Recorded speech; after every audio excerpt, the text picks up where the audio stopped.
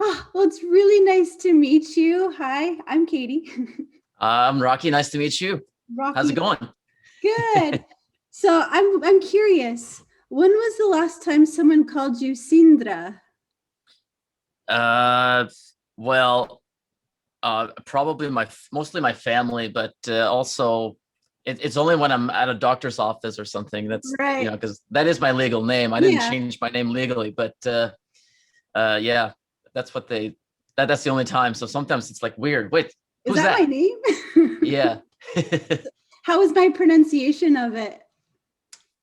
It sounded good. Sounded very good. I hear something about you being Swedish. Is that I true? am not Swedish, but I'm married to a Swede and I live on Gotland. Oh, really? Are you Mhm. in Gotland right now? Yeah. Oh, how funny. That's awesome. Have you been to Gotland? I haven't. The only Swedish place I've been to is Ore, Yep. which is up kind of I'm from Trondheim, so that's it's like just driving across the border basically. Never been to Norway, unfortunately, but I want to go everywhere. So, Oh, some you have to go. It's so yeah, close. got to see the fjords, right? Yeah. I guess you don't have there aren't many fjords in Sweden, huh? I don't know. The I have traveled a bit in Sweden, but the northernest, the most northern I've been is Jokkmokk at the Arctic Circle. Okay. I don't actually I'm not sure where that is, but I know where the Nordic Circle is, so I Yeah. got an idea. So I'm curious, why did you choose the name Rocky Kramer? Is it Kramer or Kramer? I like it more the American The pronunciation. American It's way. actually funny when you ask that because I was thinking I wanted a name that was easy for Americans to pronounce because I didn't want people to forget about me because they didn't know my name. It's like when you're a lot of Scandinavian names are a little bit hard to remember if you're an English speaker. So I figured I'd have a name that's easy to pronounce in America. So it's like Rocky. Everybody's seen the Rocky movies, and that's one of my favorite movies. I love Rocky. Hey, Rocky, and Kramer is just everyone's seen Seinfeld. You've heard Hey Kramer, Hey Kramer, it's like you've heard that many times. So I just wanted to pick two names that everyone's heard a million times, so that they wouldn't have a problem pronouncing it, and it's also shorter. It looks good, like if you see behind me. Let's see, like it looks good when it's written out. So I just those are the reasons. But the only thing I forgot about was how would you pronounce it in Norway? And then my dad says, so why did you pick Rocky Kramer? And it's like, oh crap, I screwed up. So oh well, Can't make everyone happy. yeah. So it's like the only place where they don't pronounce it correctly is where I'm from. Oh boy, but then again, I'm Sindre still to most people here, or Sindre, as you would say. Would you tell me a little bit about yourself and your story, your hero's journey? Sure. I grew up in Trondheim, Norway, and I lived there my whole youth until I became an adult. So I didn't speak a word of English. I was, you know, I grew up in a musical family in Trondheim, and my father was a first violinist in the Trondheim Symphony Orchestra. So that gives you an idea of my background. It is classical, and he actually met my mother through the orchestra because she was singing in a choir, and which was I don't think that was her main job because her main job was really a piano teacher, I believe. At least that's what she was when I was growing up until she passed away when I was 5. Uh, I'm giving you a lot of information here at the same time. But yeah, so basically, when my mom passed away, my dad had to put his full focus on his two sons. I have an older brother. He's 2 years older than me, almost exactly because his birthday is only a few days before mine, although 2 years before. And we both started playing instruments. I played the violin, my brother played the piano. So we actually played together. We would do little shows through the music school in Trondheim. So we would play at senior centers or in front of other students, or usually it would be like an event for everyone's parents, all the parents would be there, and then we would play. And that was my start to performing, was just playing classical music, playing other people's music, playing very old music, hundreds of years old, things that hundreds of or thousands, maybe millions of people have played before me. And that's one aspect of music, and there's certainly nothing wrong with it, but it's sort of, that's what stayed the same throughout all this time, no matter how many world wars we've had, or all these conflicts, or border changes, and migrations, whatever. That music has just stayed the same. So when I started playing the guitar, my mentality completely changed. I wanted to write music. I wanted to start something new. I wanted to do something different. I didn't want to just copy somebody else, which is very common when you start playing guitars, because especially originally, it was like people saw the Beatles on TV, and they would be like, oh, I want to do that, and they want to be like the Beatles. And I'm a little different because first of all, I didn't grow up during the Beatles. I grew up in the 90s. So 90s was not a very good era for rock. It wasn't a good era for guitars. So a lot of my influences were basically from the 70s and the 80s. But with that being said, I wanted to do something on my own. So songwriting was really the driving force, even though I love playing guitar. Don't get me wrong. I think it's a lot of fun. And one of my favorite guitar players is Swedish, by the way, Yngwie Malmsteen. And that was just sort of that.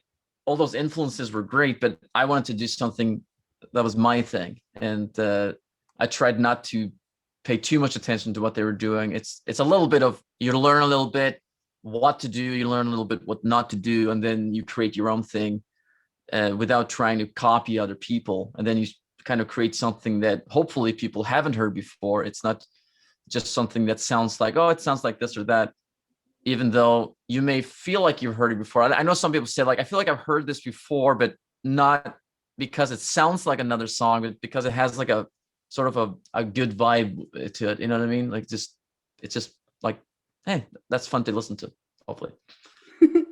That's really, really cool.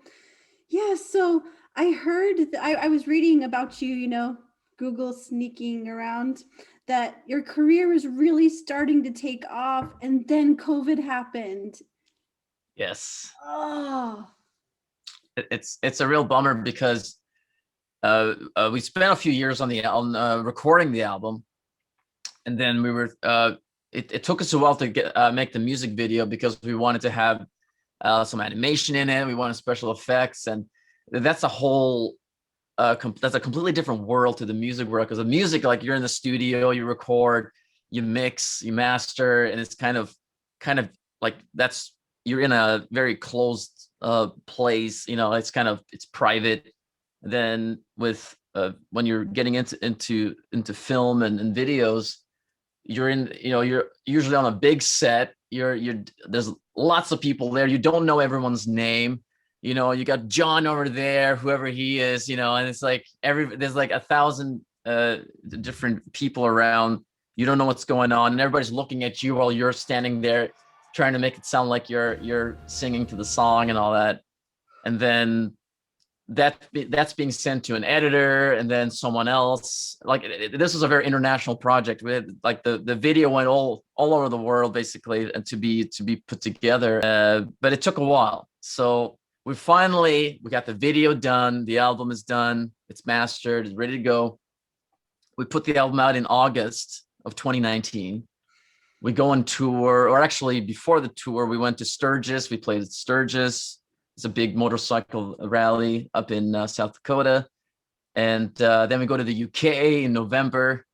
We're playing many shows with Buck Cherry. We're opening up for Buck Cherry, and the Treatment was also playing.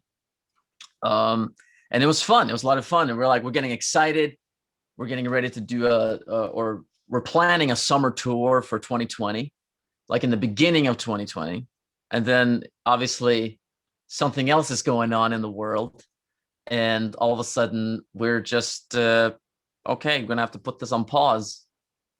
And so that's kind of where we're at. So we're kind of slowly now getting things back together. I've been kind of living an alternative lifestyle in some respects, which has been good. I've been doing things that I haven't done that I kind of wanted to do before the pandemic, which is I wanted to do some covers. So I've done that, and it's all I do everything at home, and that's been fun. It's been helpful because I still get to at least put some music out, even though it's not my own, which is what I really want to do.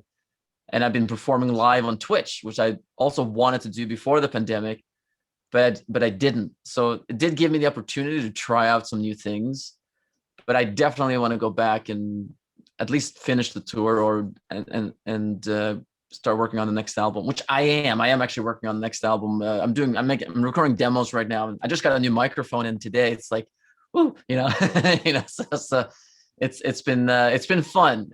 I've learned a lot, just being at home. So I feel more prepared now. That's always when you make your first album. You don't know everything. And sometimes it's hard to explain, what's wrong with it because you don't know how to explain. You don't know the words and everything. So now I feel more confident that we're gonna, it's gonna be a more satisfying album than this one. Not saying it's bad. It's just that you're always, every time you work on something, you look back and you go, oh, I wish I did that differently, or you wish I did this and that, and sometimes it's out of your control, and other times it's just something that you thought it made sense at the time, and you have to respect that. It's like, okay, back then I said that's what I wanted, so it should stay that way. But now I feel more like, okay, I really want to be super confident with it before we actually record it. So I'm just recording at home because I can record every day,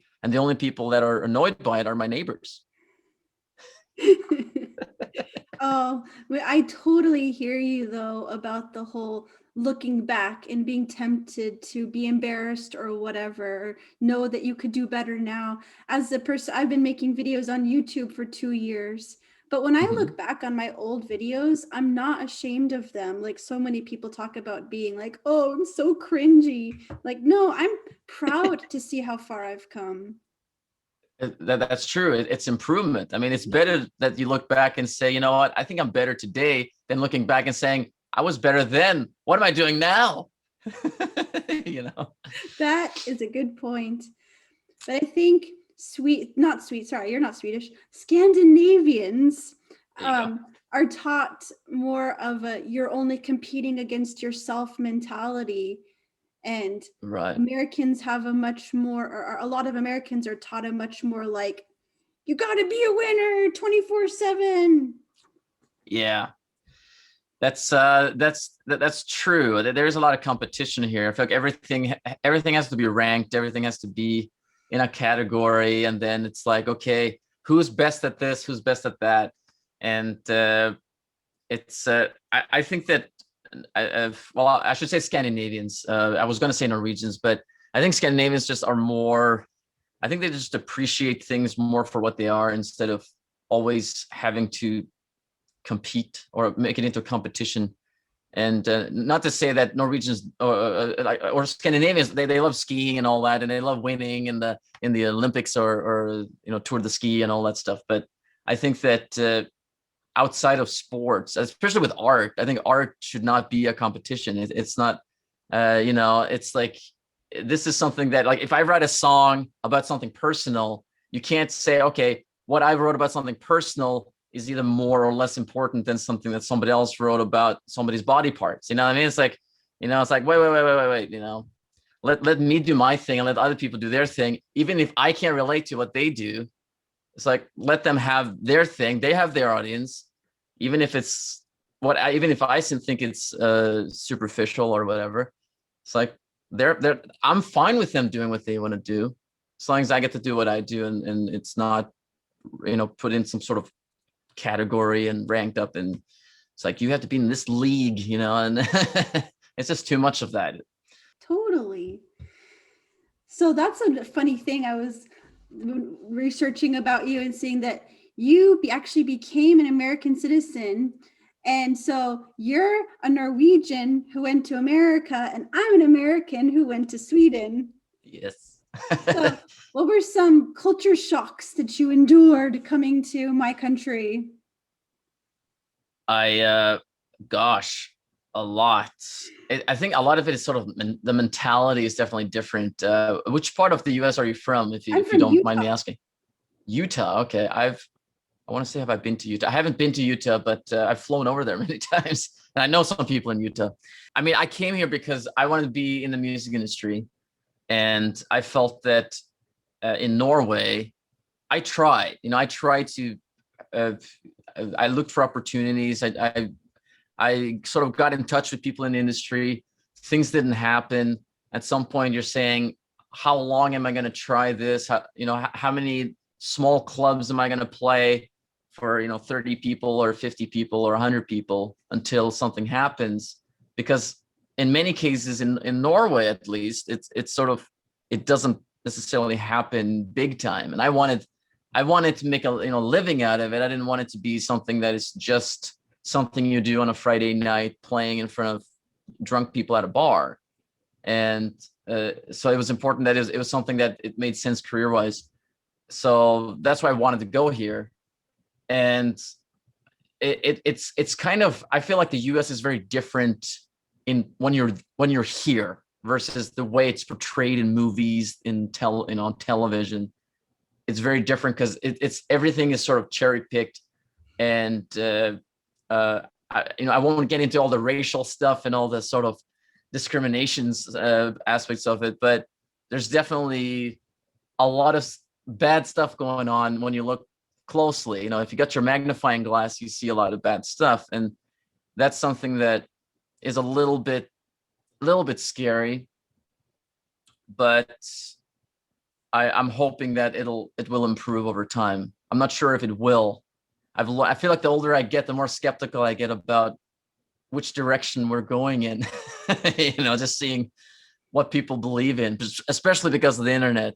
And I feel like a lot has changed since I got here, because I didn't feel like there were that many loony bins back then, but maybe there were. Maybe I just didn't know where they were. So who knows? So, where in the US are you living? I'm in LA, and I've been in LA Where's since I that? since I moved here. So this is California, summer all year. Oh, yeah. And it's been I've spent a lot of time in Southern California. So, I have fond memories of the nice warm weather. Yeah, yeah, it's nice. I mean, coming from Norway, having to suffer through cold winters every year. Sometimes it's really, really cold. It's either cold or really, really cold. Did you And have then snow like up to the door of the house? uh, I was fortunate enough that the door of the house is actually on you have to walk up some stairs, and the stairs actually it's like a metal stair with I shouldn't say holes in it, but the snow just falls through it. So it might be slippery though, so got to be careful. But it's usually it could be a lot of snow, but it's not the worst place. Trondheim is not the worst place for snow. I know there are other places, especially if you go up north, where it's really bad, and it's bad for 3 or 4 months. Like usually Trondheim, it's really bad for maybe a month out of the year. The rest of it is just kind of cold, a little miserable. But On Gotland, it's pretty temperate. is it? It's w- like a paradise. It's a tourist trap in the summer because lots of Yeah, people have summer homes and are coming here just for the summer. And the population like triples, quadruples. Not last summer though. true. Yeah, for a Yeah. good reason. Yeah. Would you say it rains more than it snows in the winter? Yeah, we had a proper amount of snow this year though. Yeah. Yeah. Okay, because I know that especially like South Norway, there's a lot of rain instead of snow. So Hmm. when it's winter, it doesn't really get, even though the sun may not be up for very much, especially if you're close to mountains.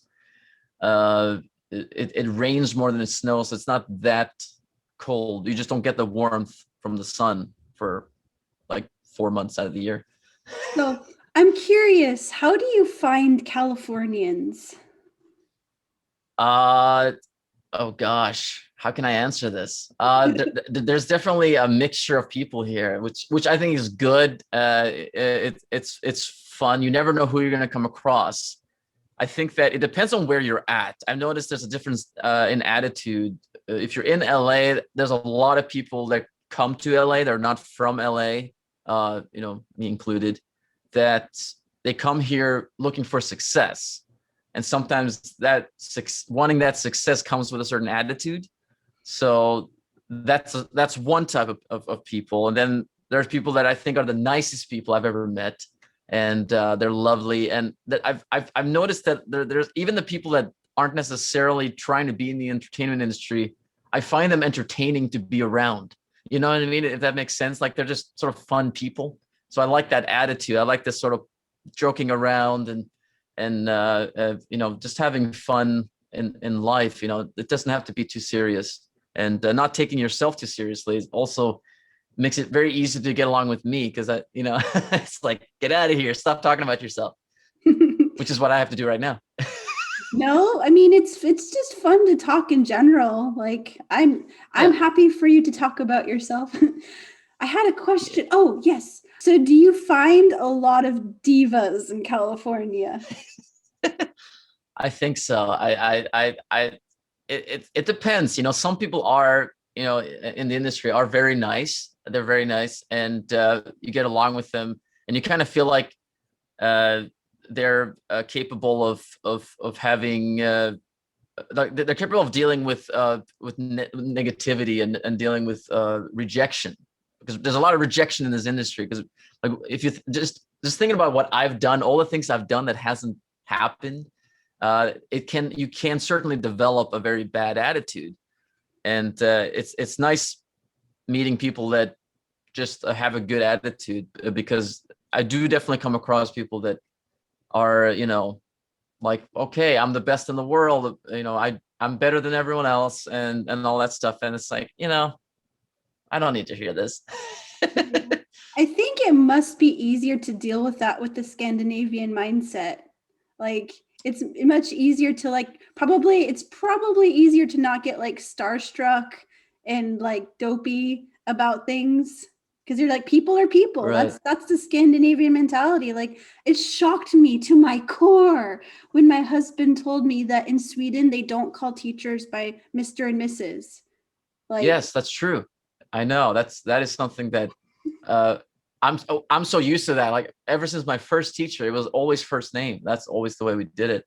And both ways, they call me by my first name and I call them by their first name. And that's something that that's the way we do it. And it's not even, to us, it's not disrespectful.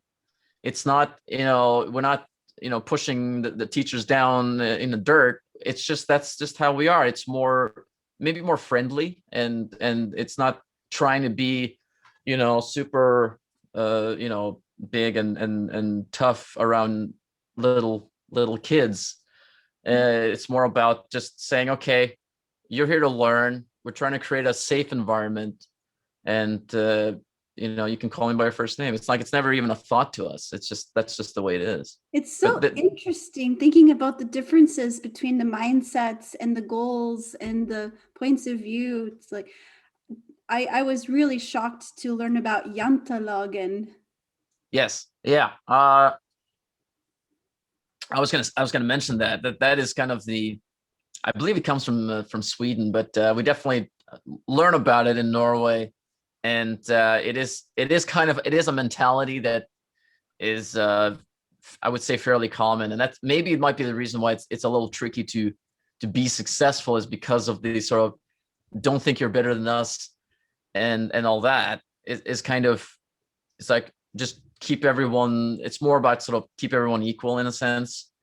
And I get the mentality. Like I think that arrogance is a dangerous thing, but it's also, I don't think there's anything wrong with having ambitions and being an ambitious, wanting to be in an industry that is definitely is a big gamble to even try for a little amount of time to try to have any success. It's kind of, you're sacrificing a lot by being in the entertainment industry. So it's not, I don't feel bad about it. I definitely don't think I'm better than anyone else. I never said that. All I'm saying is this is what I enjoy doing, and hopefully people enjoy watching me do it.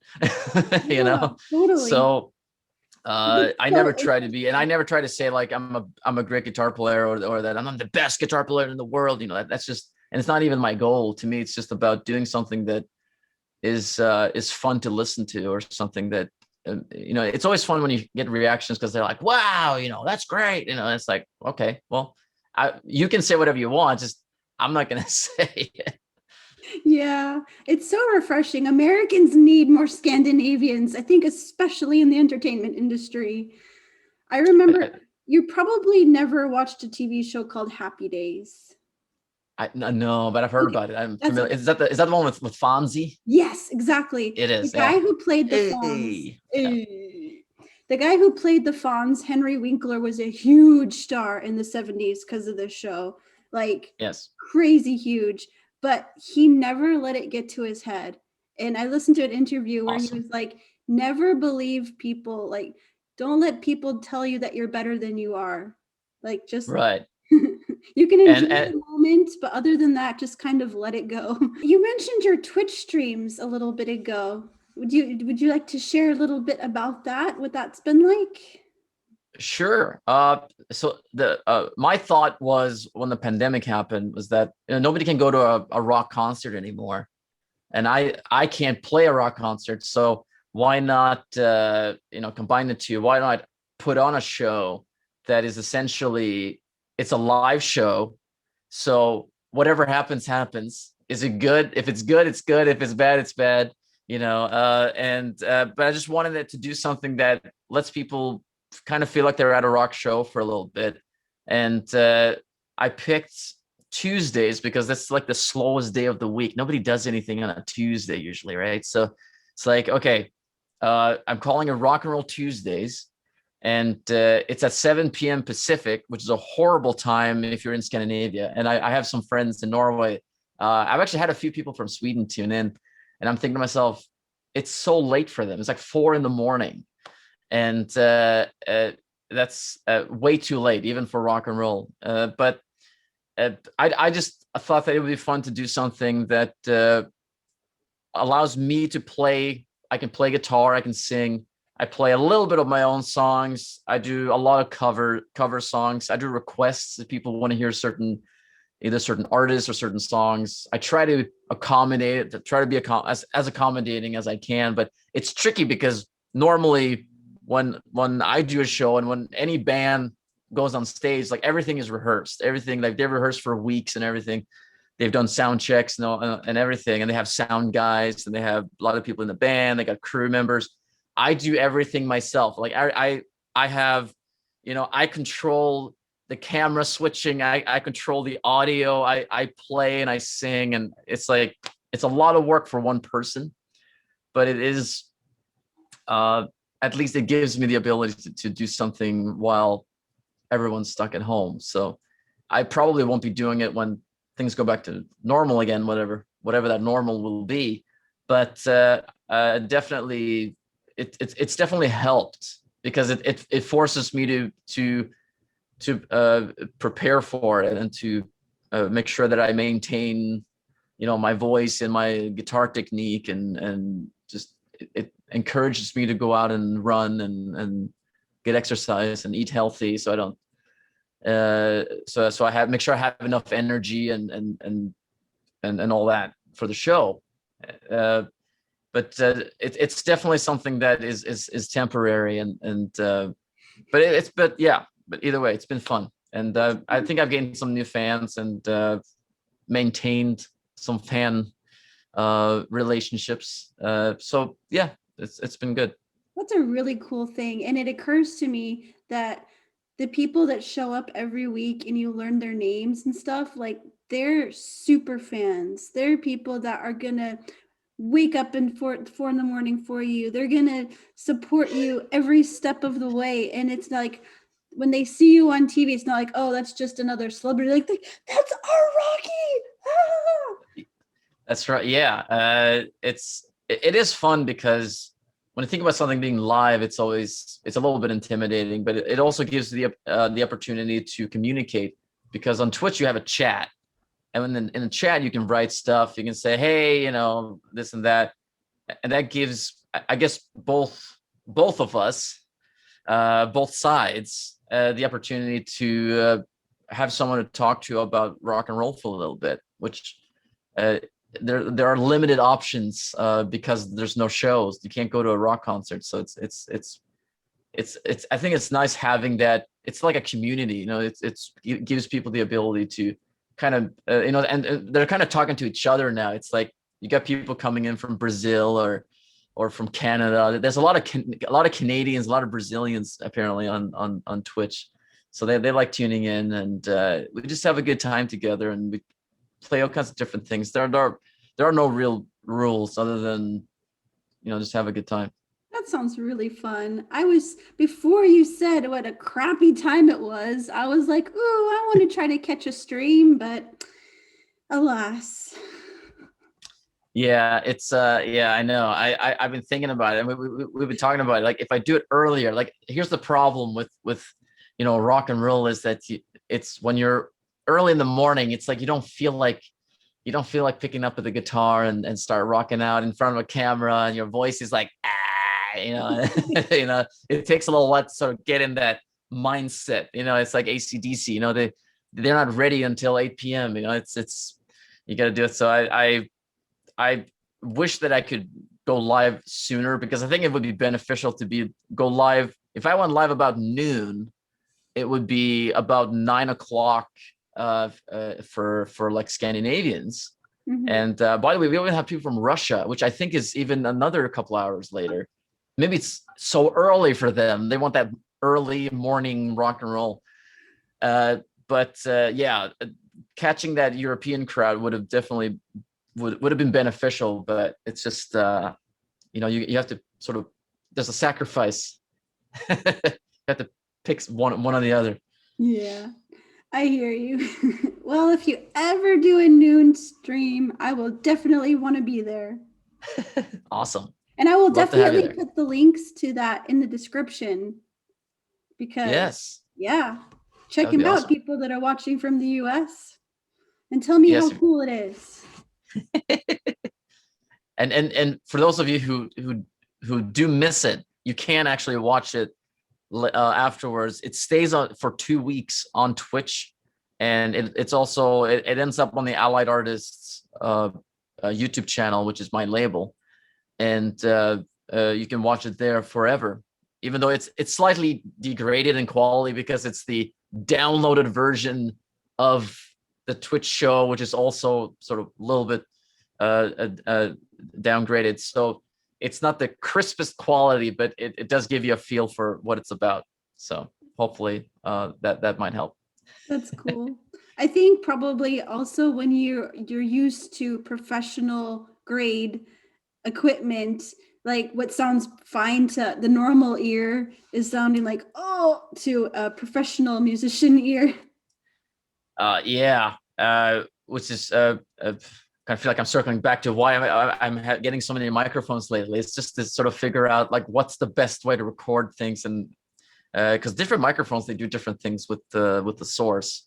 So you just have to try out different things, and when you're live, you have to sort of rely on the fact that, okay, this equipment is going to handle whatever I throw at it. So if I'm like with singing, for example, there's a big difference between singing sort of a soft little thing and singing something very loud and maybe high pitched or something, because just the microphone might just not handle it correctly.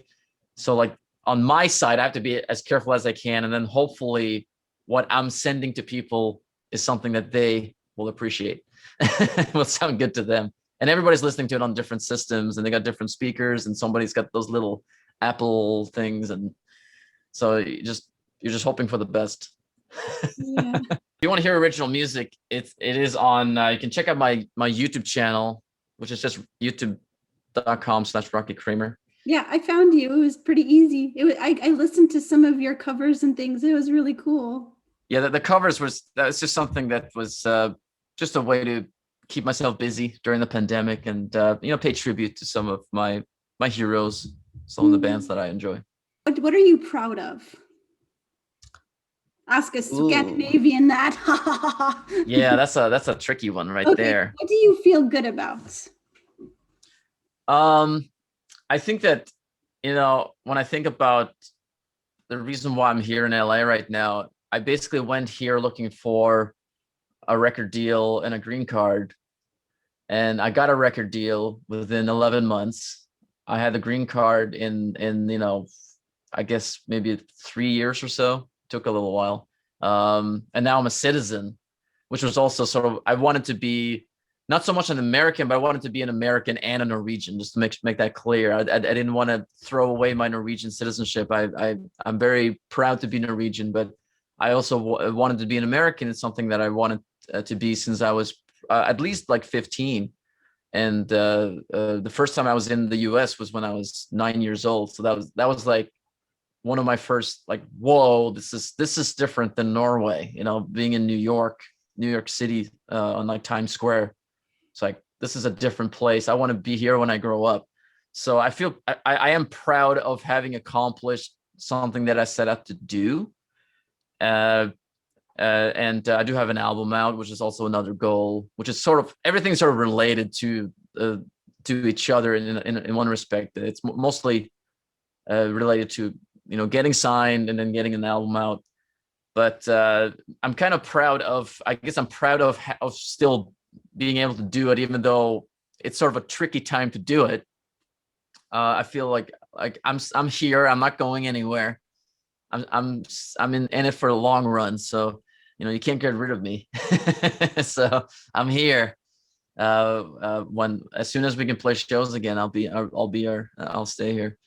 So, but yeah, I guess I'm more thankful that I'm still able to do this. A lot of people have to sort of go home and go back to normal, like a regular job or something. So I do appreciate the opportunities that I've been given over the years. So I guess I'll leave it at that. That's really cool. Yeah, I'm just really thankful to Jimmy Star and Eileen for organizing this opportunity for us to talk.